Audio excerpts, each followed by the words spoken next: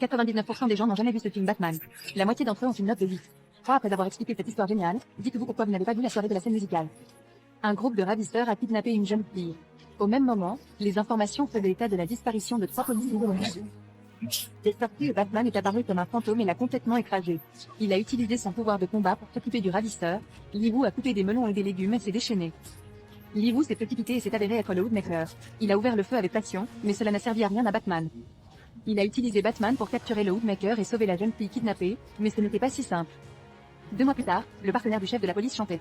L'officier Bullock a allumé la lanterne et a convoqué Batman. Les 3 policiers disparus étaient toujours portés disparus, c'était la mauvaise nouvelle. Ils étaient emprisonnés à l'asile d'Arkham. En phase terminale, ils veulent rencontrer Batman. Ils se précipitent à l'asile d'Arkham pour rencontrer l'homme le plus important de sa vie. Ils croisent les cellules de nombreux méchants en cours de route, Emprise, Vickers, Spin, Douglas, Killer, Fayeline. Et 2 méchants unis, Ellie, Harley Quinn et Batman. Le Joker attend depuis longtemps lorsqu'il arrive dans la cellule du Joker. Batman est l'homme le plus important de sa vie. Il m'a demandé de le faire. Eh bien, le Joker a dit qu'il était en phase terminale et qu'il voulait demander à Batman de le tuer personnellement. Il a vécu une belle vie et est mort glorieusement, mettant fin à notre vie enchevêtrée. Le Joker a brisé le principe du non-kill et a dit que vous étiez pitoyable. Batman a dit que vous êtes encore plus pitoyable. Monsieur Freeze a une femme, le Riddler a des énigmes et vous n'avez rien. Le Joker était en colère et ne voulait pas que vous le fassiez. Il a dit qu'il était trop tard pour lutter contre le crime. Pourquoi ne pas regarder Robin se faire tuer par moi-même? Ensuite, le Joker a pris une photo de Barbara et a décrit comment il l'a ravagée, poussant Batman à franchir les limites étape par étape. Batman a finalement été mis en colère et a ramassé un chaîne pour poignarder le Joker. Le clown a suspendu le clown par le pied.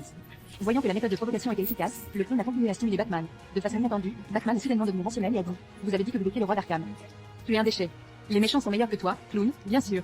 Je n'étais pas convaincu, alors j'ai révélé un secret.